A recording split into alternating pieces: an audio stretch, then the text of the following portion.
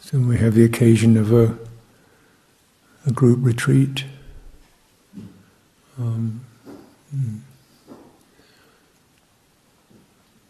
It's to begin to learn about creating a form, a temple, something sacred, something that's not just about personal this and that, but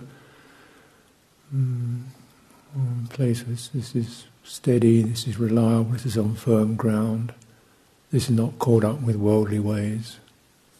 When we dwell within that temple, we enter the Dhamma. Obviously, the particular, times and places and routines of group retreat are kind of arbitrary in a way, and perhaps don't fit everybody's body rhythms. But, we're learning also just, let's just soften, loosen, see what we can do to, not get lost too much in the details, but get a sense of this solidity. And there's a commitment, and there's a space, and a silence. So picking up the correct sign, the sign of you know what to do, so that to figure. May not be exactly what you wanted, but the main thing we want is steadiness, to be able to relinquish the flitterings of choosing this, that and the other. So you pick up, discard the negative sign, pick up the positive sign. Get the silence. Now, sometimes it's not even, this situation, it's not actually total silence, but it's saying that's the emphasis and encouragement. But again, it's not like, thou shalt not ever speak. But really, it's a freedom,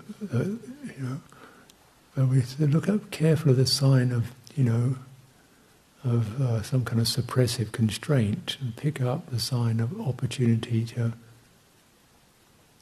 be silent. So there's just less input, less data, less reverberation, less emotional stimulation. And maybe that's useful. Like anything, when we come from an active situation, there's a kind of jolt of and then, and then to give it time. I really quite like the silence. It's not a kind of cold silence or a suppressed silence, but a silence that's vibrant with attentiveness, alertness, sensitivity, just because of that absence of data. So that instead of the chitta being loaded, it's kind of relieved in a sense, a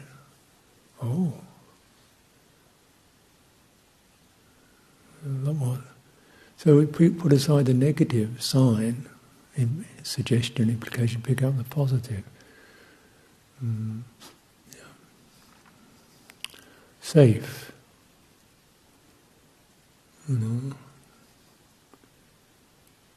So reliable, safe, looked after, supported, credible really. I look in a world of such violence and such precariousness, such fragility for all beings, humans, animals, everything. We feel that no one will violate, no one will betray, no one will stab, no one will gossip. If even it slips out, there's a sense of regret and apologising and clearing it. That's a pretty powerful sign. So, of course, one may feel, a bit passive, I like to be a bit more dynamic. Just pick up the positive sign. The mind can do different. Mind is a trickster. It plays all kinds of things, and it's so much under the grip of habit and not even conscious habit, kind of ingrained habitual energies. It's not decisions. It's just energies are just quite irregular, and Citta gets gripped by that. It's really fundamentally gripped. It's not a decision. That's what happens. And one needs to work with that carefully, because it doesn't just break. It's got to be eased out of by bringing a skillful sign. You can't do it through. Citta does not obey orders. Absolutely, it doesn't. When you give it an order, it just feels shocked. But or held, gripped hard, but the sense in which, look, taste this. Don't taste this. Yeah, I know. Taste this. Just taste this. Pick up the skillful sign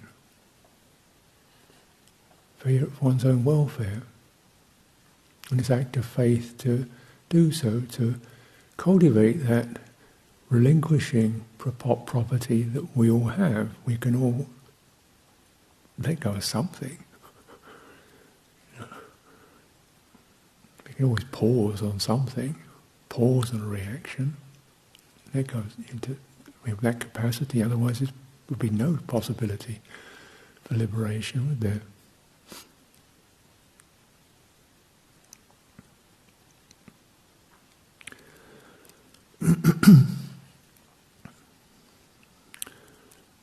That's where the temple of your practice, begin to learning that, and of course, we begin to get those themes, and then, when the group retreat subsides, or whatever that form subsides in, maybe we've learnt something about how we build, and how to keep that practice going.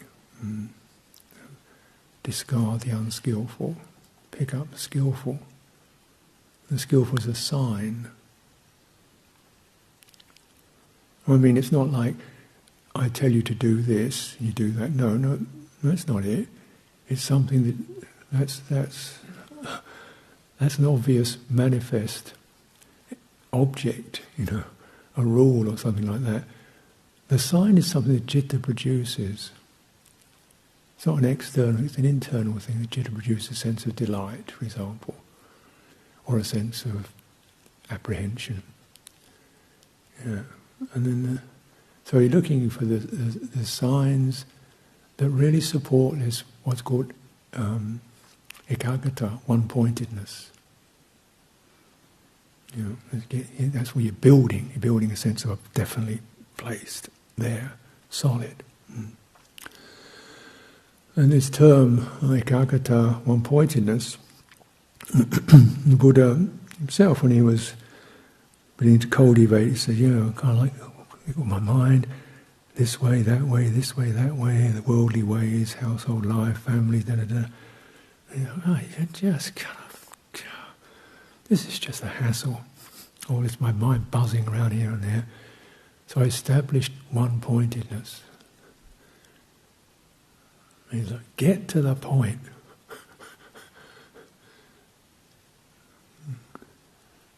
What are you going to do? Now, get to the point. It's faffing around and debating and arguing and ifing and butting, and to feel the energy of all that, how that just drains everything of strength. It's weak, it's sapped. It's having then, right, resolute. Then he establishes mindfulness. Interesting, that sequence, because that quality ekaggata, one point is a kind of theme that runs through our lives, should run through our lives as a general sense of a purposeful intention.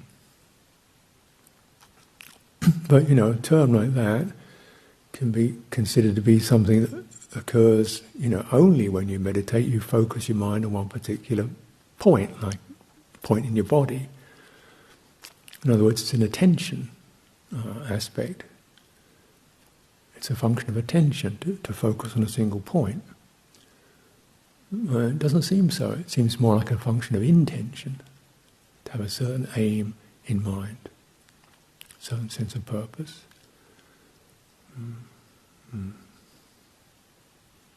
Then that can run through, can't it?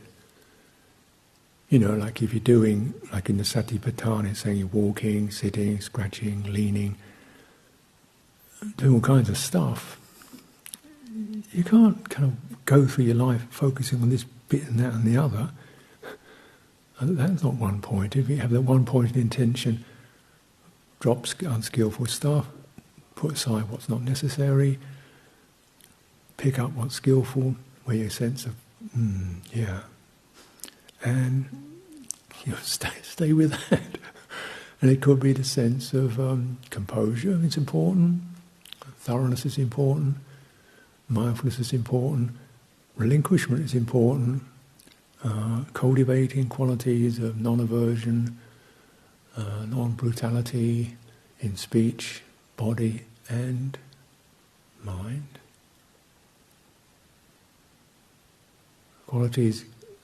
Cultivating qualities of empathy in body, speech and mind, where we regard each other, other beings, with the mind inclined towards, okay, there's a being, just like me they get annoyed, just like me they get sad, just like me they want this, okay, we all know that. Yeah. So let's avoid the righteousness and the finger pointing, which always can create problems. And start with that, see if we can go from there. Because at least it's going to give me, my citta, a place to stand, independent of the tides of the world, independent of that judging and measuring and running around and can't stand this and want that kind of stuff. I don't know. Then you've got firm. And your firmness is not limited to a particular place in your body or even but to a whole kind of firming attitude and intention. Not dither. Complicate. Get meshed up in details and just pick up the sign of getting meshed up, getting tangled, getting overcomplicated. Just back off, what's going on here. And sometimes these are good intentions. You want to make something worked out, make it right, make everything good, fine, good intention. But wait a minute, this is getting complicated, a tangle. This is another way of just step back and say, well, maybe just that and that, the rest will sort itself out.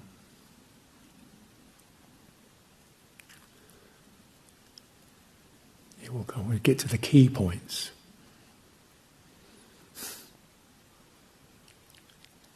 Get to the key points. Like, okay, this is necessary. That could be useful. This is somebody else's responsibility. This is worth thinking about. This is not my issue. I remember this going to in the previous eras in Amaravati, they had a couple of offices, and there were two monks in different offices. And one monk, his office, it was full of box files. Box files opened up, because those were used a lot more paper then. Box files, books, computer, things like that. It was full of stuff, desk full of stuff. He was working out whether this and the other. 2 phones. The other office is one sheet of paper, about less than A5, with 5 notes on it.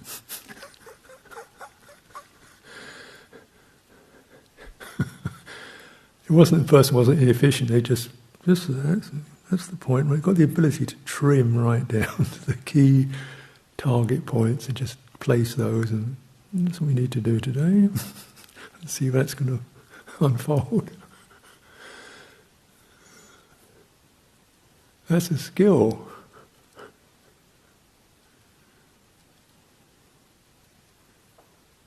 It really is a skill, but leaving that, what does it result in, If we really get to these key points, what's important now, what could be, is it anything possibly that could be discarded? That's the way I like to think about it. I think my mind's definitely capable of complexities.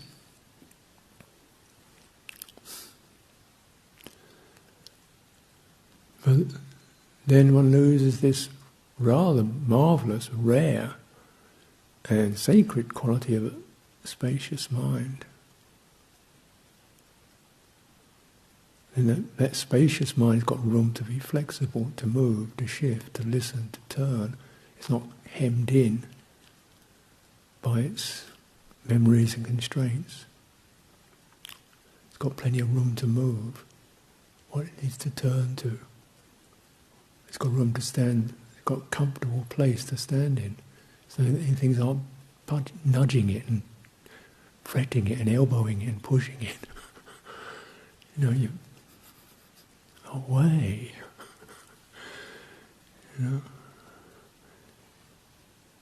So I like to just try my mind to not have to not think about things I don't need to think about. And that's a constant measuring, what, it's being responsible, what really needs to be thought about, what doesn't need, and look out for, that's possible to, my mind can think a lot. What's possible, just don't need to pick up that piece of information.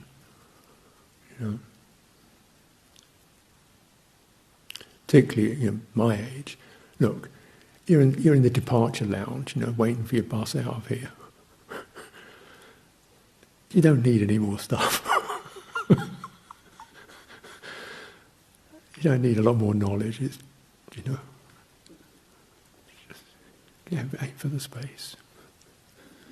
You pick up that trait, that tendency, first because of one-pointedness. And then with so this is prior to sati, mindfulness. Okay, if we we can debate that, but certainly it means mindfulness just the four foundations, establish those. What you can get in those, your choice, what you want to deal with. Get those established, and then what you want to put inside that temple to work on, your choice. You do some figuring. There's sampajano, contemplating the arising and passing things moving along, jnana, just pure knowingness, and then panya, discernment, dhamma-vicaya, investigating, exploring. That's useful. Necessary, unnecessary. Where does that go? Where does that go? Just beginning to house clean. And that's something that's a daily chore, just like we sweep our kutis, our halls, our paths daily, just like you wash your body daily, clean your teeth at least once or twice a day. You've got to keep this process going because stuff tends to come in.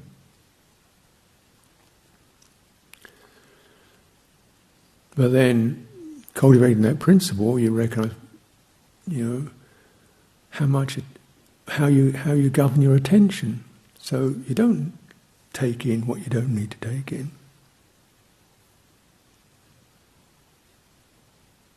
Again, this is an exploration, isn't it?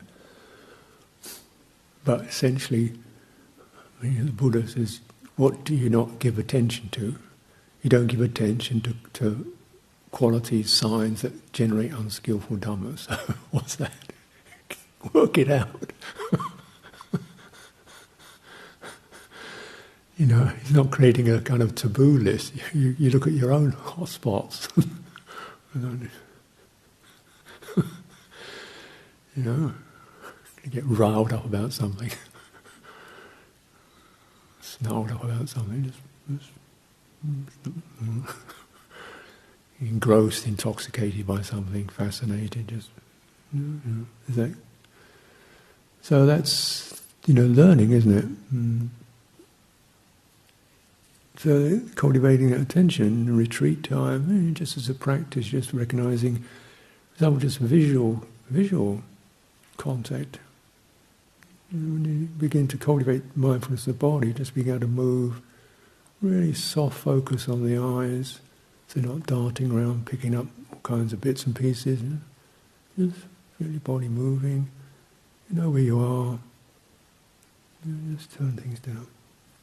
The eye is a very restless organ. It definitely does. This data picks up. There's that primary function of primary attention primarily goes out through the eye. So it's very good at picking up bits and pieces. Everything you pick up is going to have some feeling associated with it, going to affect it. Going to get some kind of... How much is helpful? Up to you.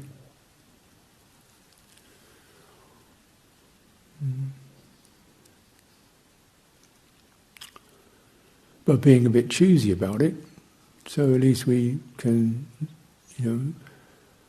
contemplate quality with our eyes, space, the sky, beauty of nature,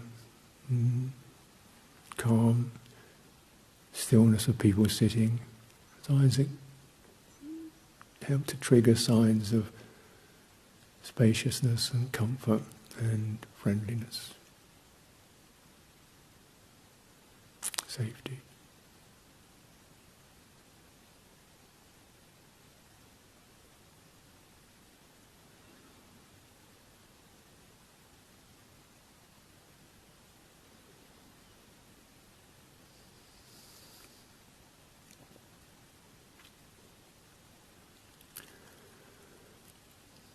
So externally, sense doors opened, and with that mediating influence, sense doors have to be open at some time. Mind door is always open. So in the example, it's even a very simple thing like sitting, getting totally engrossed with crazy thoughts, just open your eyes. Stillness, steadiness, stone, wood, bodies. Pick up the sign. This isn't about blanket annihilation of senses, but skillful mediation. Turning to where you'll get the support.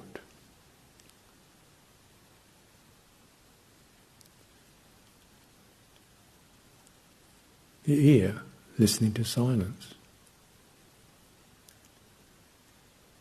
When things get emotionally very rocky, another helpful base to turn to, sense door.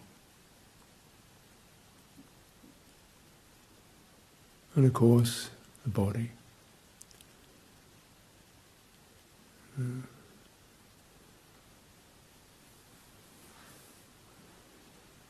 And even within this body, we experience the twinges and pains and aches, and cramping. And select the sign, the upright, the spinal, the axis. From the base to the top.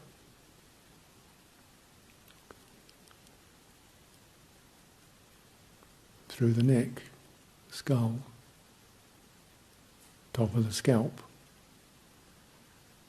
all the way down, tailbone, ground, or if you're standing, feet, they're generally not. They're not uncomfortable. You can, if you angle, just subtly use your muscles to angle the body, then that upright axis is it's very steady, connecting to the ground, connecting to the sky. And by dwelling upon that, the twinges and the aches become peripheral. Maybe there, but they're kind of no longer invading the citta.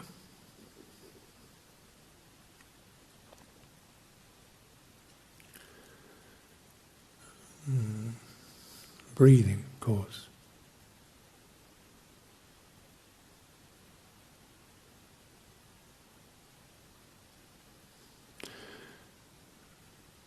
But just to recognize there's a whole sort of potentials of where one can focus that go beyond any particular specified technique, such as mindfulness of breathing, which is my fundamental baseline I go back to is that, but that's not the only thing. And so okay, if you want that sense of looking for a sign that's steady, not afflicted by negative impressions, then that upright axis will do. Helps the body to be unconstricted, not compressed, not leaning over, not contracted. That takes some of the negative energy out of it. Expanded body. Then the lateral axis, across the shoulders, the hips, feeling the space around. Just that. It's not that refined, really. Holding it. Noticing if that sign of, this is stabilizing. This is not complicated. And sustaining that sign of the stable, the not complicated, the complication energies, the fabrications are not being fed, they begin to wane and dwindle because they're not being stimulated. And that, and suddenly things that are not particularly pleasing suddenly don't really matter. They don't create the same sense of reactions and escalation and oppression and overwhelm that they might do if I gave attention to them.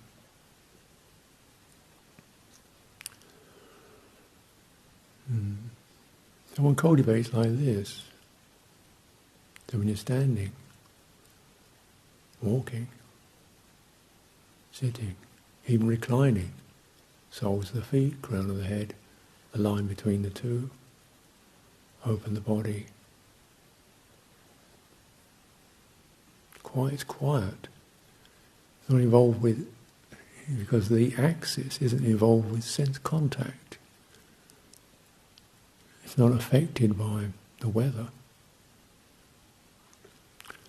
And just that open body helps some of these constricted energies that can get so oppressive and established to ease up. It's like you could say it's a kind of like almost a subtle massage of the inner body, of the energy body, the subtle body, which can get very tight or stagnant or imbalanced. You don't want to fiddle around with that. You want to just create a frame that will allow it to do its thing and work itself out.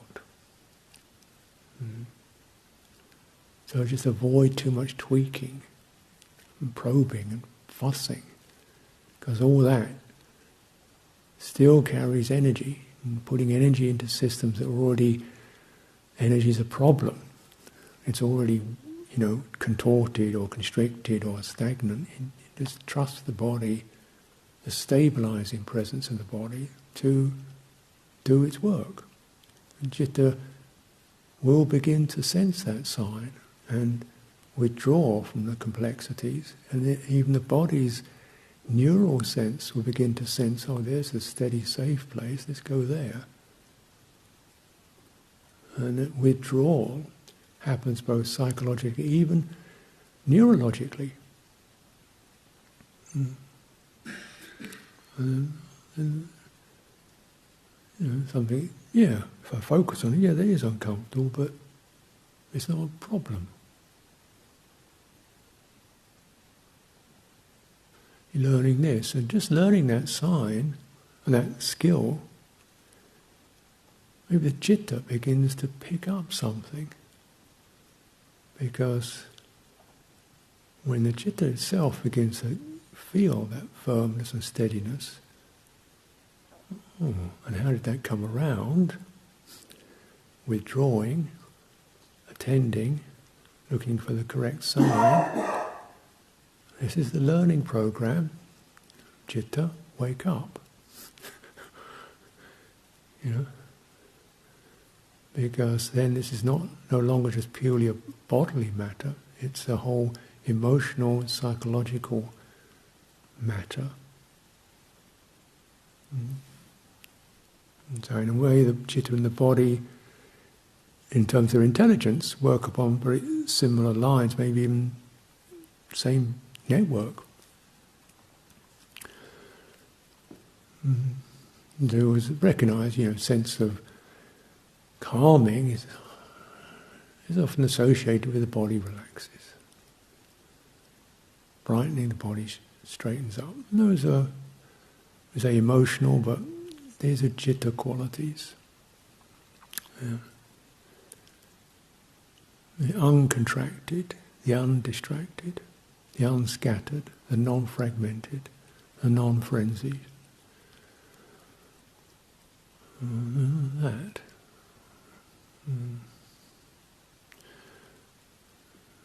To train in this because so much kind of embedded ignorance, or I won't say such a pejorative term, but not getting the point, getting out of touch, losing touch, avidya, not seeing, vedana, not feeling it, not getting it, not knowing it.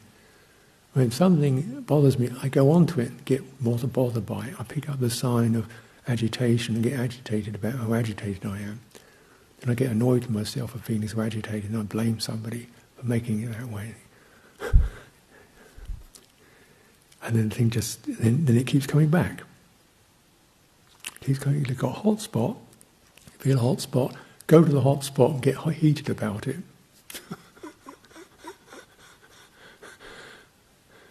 And this is, you think, actually put it like that, this is pretty stupid, isn't it?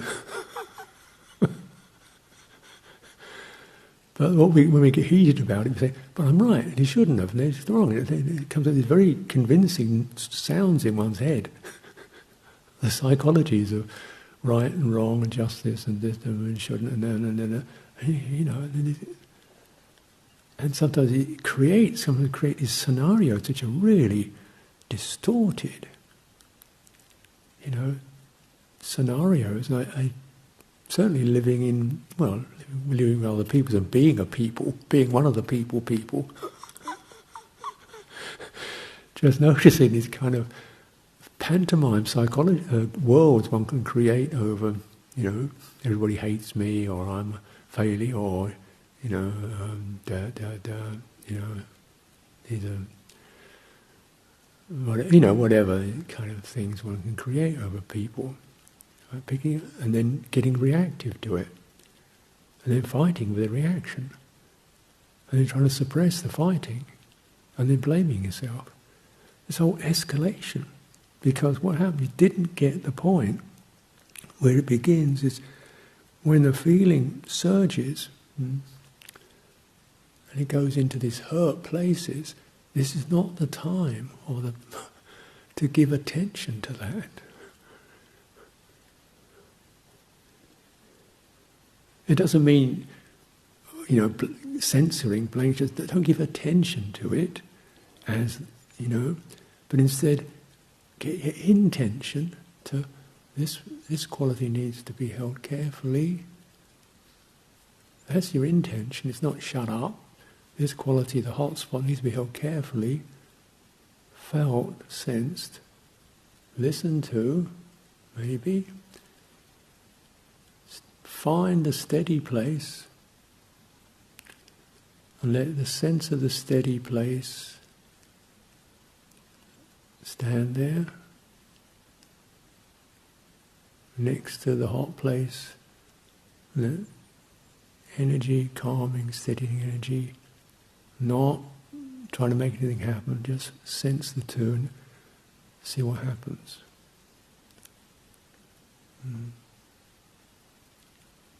When that hot spot begins to drain,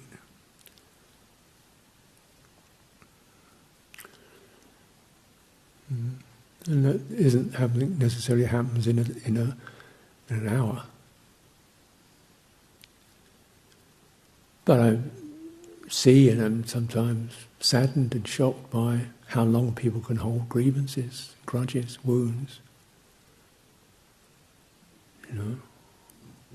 that have over the years not healed at all but actually increased because they keep going to it and believing in it and thinking about it and confabulating it, and it builds up to be like a cancer that's eating them. Becomes a demon that's eating them up.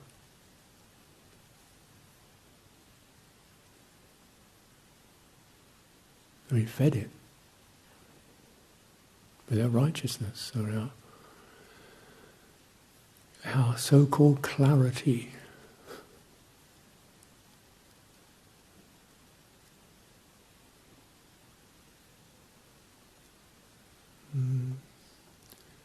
But bear in mind, when things seem utterly clear, when you see things around you that seem utterly clear, when you have objects in your mind that seem utterly clear, be careful, because nothing is clear. Everything is, dhammas are changeable, dhammas shift and move.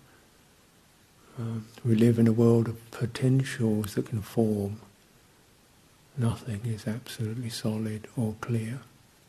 No opinion, no view is absolutely right or wrong.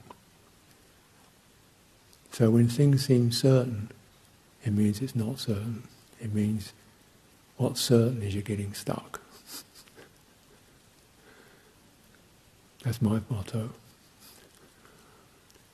Check it out. If your intention is towards liberation, if you want to fight, sure. But if your intention is towards liberation, all dhammas arise, pass, shifting, changing. When they start to become phenomena, become solid, when attention is mesmerized by them.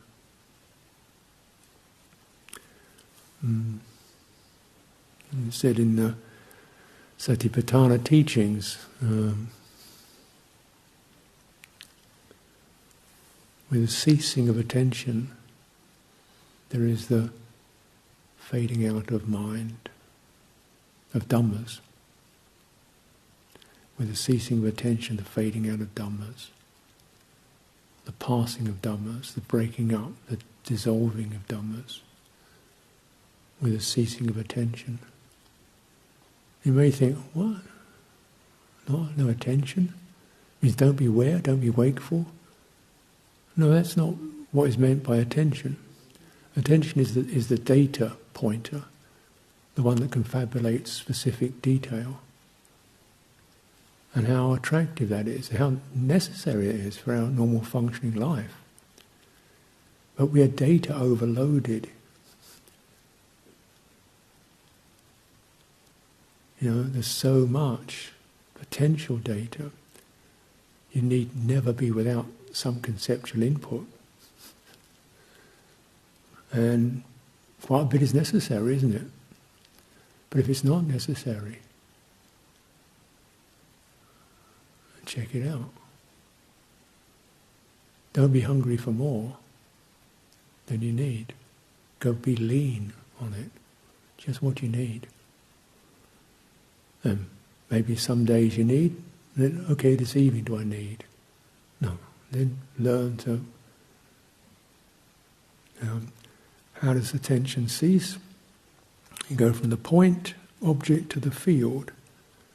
Using a simple image, we can go from looking at detail in the room to the whole room. Simple image, simple presentation of that. You can look at a detail on the floor or a person, something, and you feel that sharpening up. Then you can just go to the whole room in one shot. Whole room, all the objects of attention go fuzzy. Not you can't see, you just don't see anything. You just see, but the thinginess goes very fuzzy. And that's just I think it's quite simple actually, it's not particularly profound. But then, it's good effect.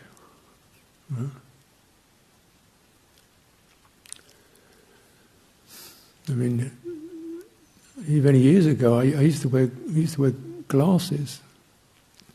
And I think one time I broke them, so I had to be without them until they got a new pair. And after I really liked the fuzziness better, because it got me in a better state of mind. Because I couldn't get so nitpicky around things, I couldn't see them. So I know I haven't worn them since.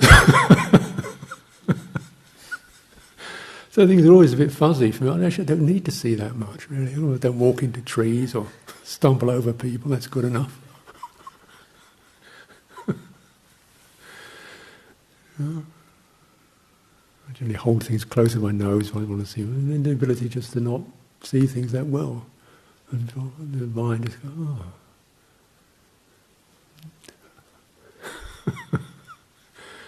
But then learning that in terms of the mind is much more, takes a bit more subtlety, more care, doesn't it?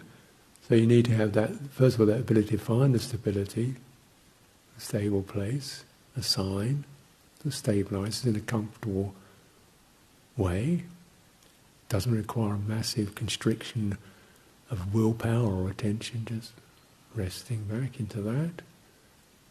And from there, the details suddenly are no longer the emotional effectiveness is not getting fed because you're attending to a sign that's pretty calm and nothing special.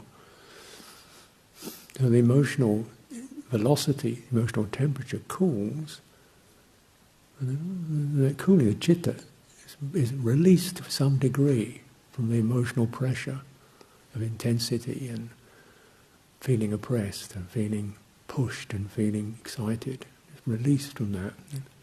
Just that little bit of release. Oh, and then feel the quality of that degree of release and then go into that release experience. That there's a dimension there. There's actually almost like a subtle substance, you could call it. Give attention to that. Linger in that. As you linger in it, it begins to grow.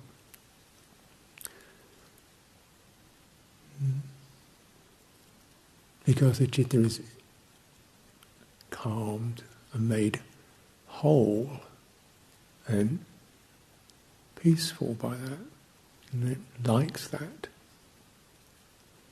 In a sense, that quality of the released element, the element, if you like, it's called an element. Just like earth, air, fire, water, the element of release, or the nibbana element, or deathless element. I don't want to get too technical about that. But in a sense, something is not getting wound up. The citta that is one pointed on freeing up, liberation. Oh, that's nice. It feels comfortable. It will tend to increase by itself. You don't have to pump it. So there's liberation that occurs through a certain act of the will, which is to just hold back, stop, whoa, wait a minute, and hold on that one, and turn that way. Then there's liberation which occurs without will, which is when that sign is established, and attending to it, and then there's other stuff, but that development happens just in terms of nature. If there is that interest in liberation. So it says, with nibbana as object, one cultivates samadhi with nibbana as object, with release as object. It means object both as an aim, an inclination, and then actually beginning to discern there is an experienceable quality that is released. You know, it's not every, but there's a little. I've got a sliver of it. Just go into that, and it rest in it, and it begins to open by itself. And that's the kind of principle of cultivation. Is because it's enjoyable, and the heart is pleased by it. There's no more. We don't need more willpower to do it. It begins to kind of bear fruit. Cultivation. You plant the plant, you protect it from the rabbits, keep tending it, and it does the fruiting. You can't drag tomatoes out of greenness, but the green will unfold to create those. And that's beautiful, because in that the kind of sense of the organising, tweaking, fidgeting, fretful, oppressed, unneat self, one has sympathy for that, but let's get off that track. I'm just constantly fiddling around with it's not going to do the job. But it's not about suppressing, it's going to the fundamental energetic problem. Feeling attracts. We don't like it intellectually, it has this power to pull our energy, because it is an energy. But then you want to create a counterpose to the qualities of stable energy that helps to act as a keel, a counterbalance. So the pulling, directive, agitating energy is contained, and that's held. There's a kind of transmission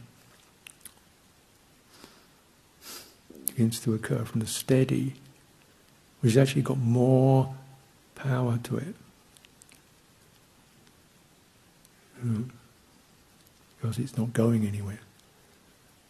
It's got that rock, that steadiness, and then that begins a transmission of that to these places in our citta which are inflamed or sore. So there's a compassion in that.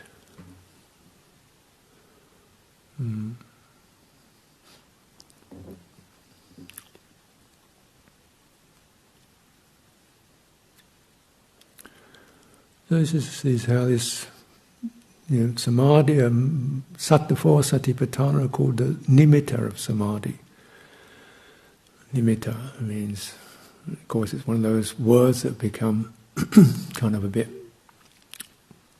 complicated, the way that words do, and the way we work with words, but a mark, a sign, a foundation, we have nimitta stones, they establish a particular boundary. So the four foundations of sati, mindfulness, establish the boundary of the temple within which we contemplate the forces of nature as they move, rise, pass, change. We maintain the temple.